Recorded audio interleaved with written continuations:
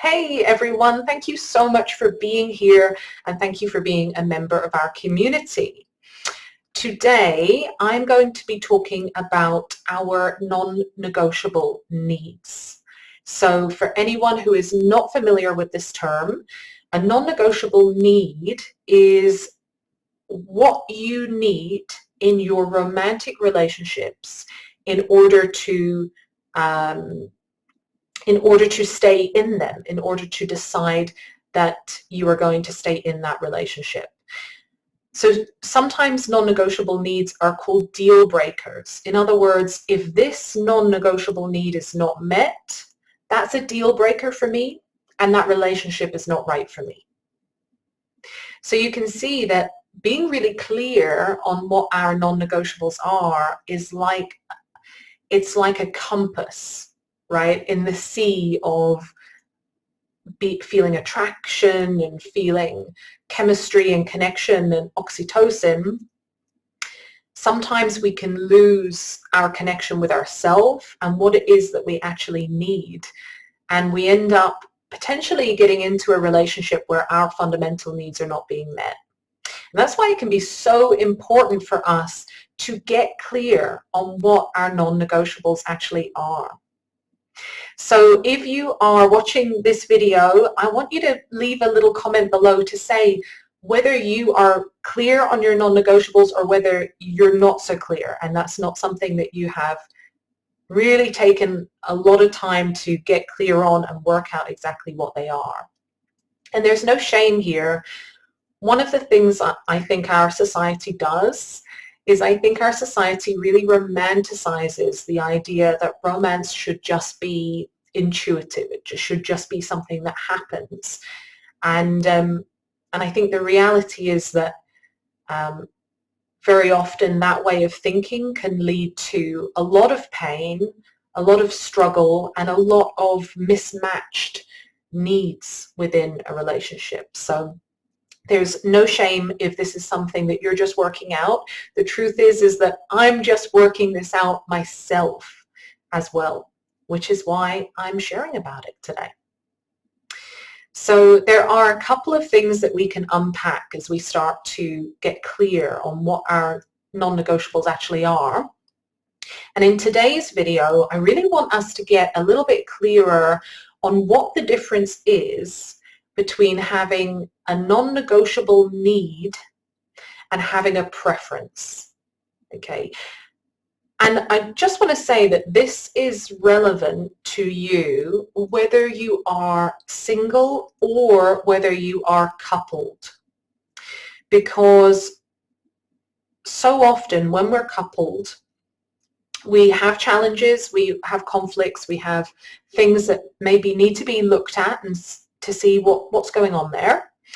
And some of them might actually be down to either you or your partner having an unmet non-negotiable need. So in other words, coming into the relationship not realizing that this is a non-negotiable need, and now maybe you're kind of realizing it on some level. So it's really valuable from that perspective.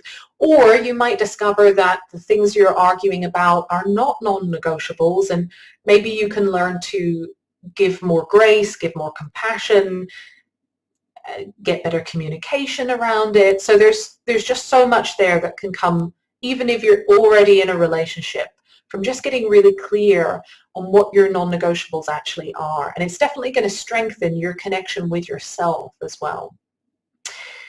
And then, of course, if you are single, your non-negotiable needs are so important too, because they are what is going to act like your compass, your inner compass that can guide you towards the opportunities that are actually really aligned with what it is you need in order to feel secure, safe, and satisfied in a relationship. So I'm going to start with the basics, and we're just going to fumble our way through from here. I haven't really planned out this video in too much detail, but we're going to start with the basics, and that is that your non-negotiables, I can't remember if I've already said this, but your non-negotiables are sometimes called your deal breakers. So these are things that you decide that if they're not here, I'm going to walk away from this dynamic because they absolutely need to be there.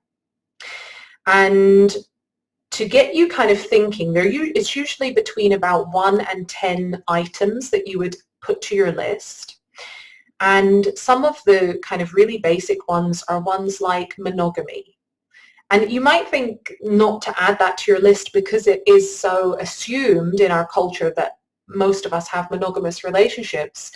But of course, if you're really involved in, for example, like a spiritual community where there's perhaps maybe a little bit more openness to polyamory or other ways of relating, you might need to get really clear on, I am committed to monogamy and I'm looking for someone who is as committed as I am. Okay. Other ones are, for example, looking for family or looking for no children,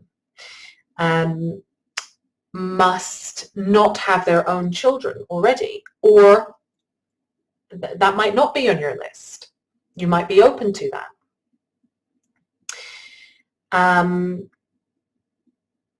So other ones could be, I'm thinking of the really kind of basic physical ones first. We'll start there because that's usually a bit easier. Things like must be local. Maybe you want to have maybe you're not open to having a long distance relationship, or maybe you are. Everyone is different, and that's something that that we get to each decide for ourselves. Okay, and we start to move into the potentially harder to define area of like personality traits or things like that. Something that's really important for me is porn-free. So I think that's quite quantifiable, porn-free, and also addiction-free. From my history, that is so important, and that might be important to you as well. It might be completely irrelevant. And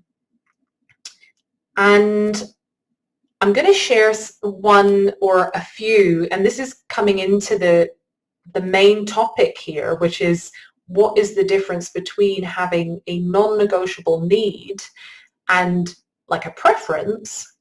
I'm going to share one with you that has been something that I've really had to unpack and see, like, what do I actually mean when I'm saying that I'm looking for this quality? So something that was on my list of non-negotiable needs was that I needed to be with a partner who was growth-minded. So the first thing that I need to ask myself is, what does that mean when I say growth-minded? Because to one person it might mean something, to another person it might mean another thing.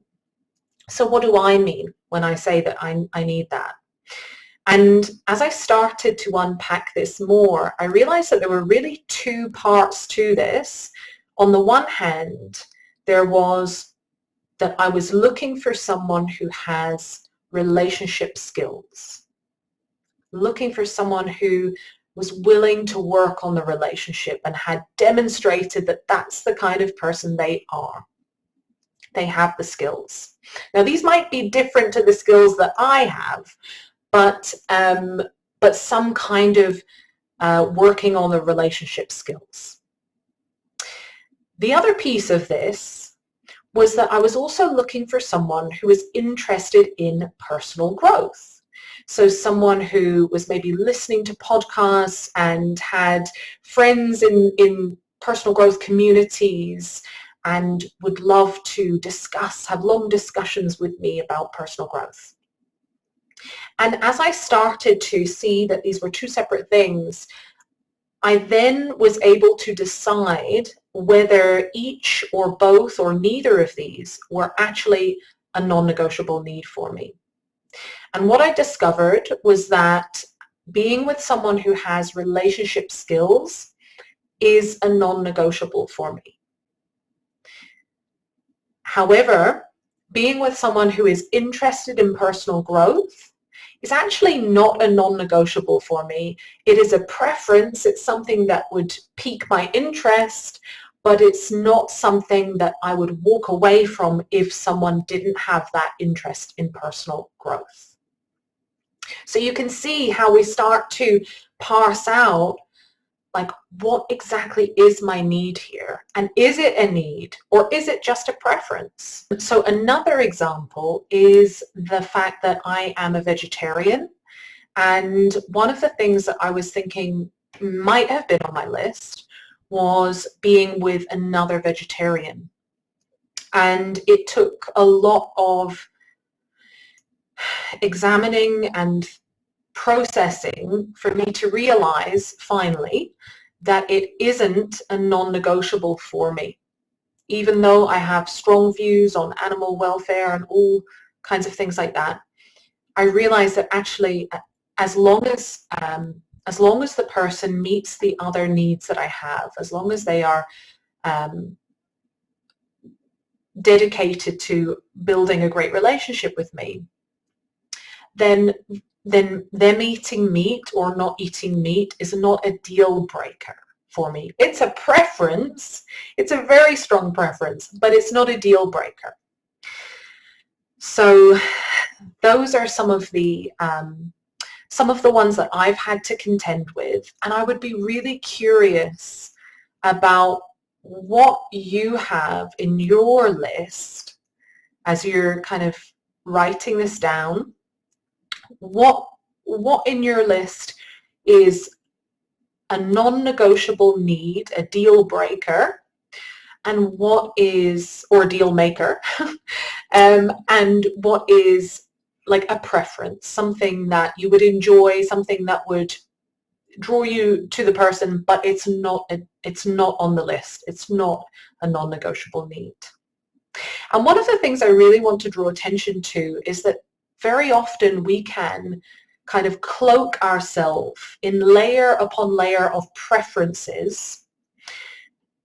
And if that's you, if you're looking at your list and you're realizing I have like 20 things on my list and they're all pretty precise, one of the things that we can sometimes do when we're scared of intimacy, when we don't, on some level, don't really want love and a relationship, is that we can make the list so long that no human being can ever really meet that list. And I'm thinking now about the film Practical Magic. If you've ever seen that film with Sandra Bullock and Nicole Kidman, Sandra Bullock's character actually comes up with a man who she thinks doesn't exist, whose favorite shape is a star, who's got one green eye and one blue eye. And she creates this man that doesn't exist and asks that she'll only fall in love with him because she thinks that way she's never going to meet someone who actually meets that standard. So I think if you know the film, you'll know what I'm saying there, and it's a really great example of how sometimes we need to be flexible about the things that are not our non-negotiables and actually make space for a real human to be in our lives. So I would love to hear what your experience with non-negotiables is. Have you used them in the past to make choices in your romantic life, or have you relied on your intuition and your sense of attraction? And what is your list looking like now? I would love to hear, so leave your comments below. Let me know if you have any questions. There will be more videos to come talking about other things. We are going to deep dive into this. And I'm sending so much love to you. Thank you for being here and being in my tribe. And I'm going to see you really, really soon. Take care. Mwah.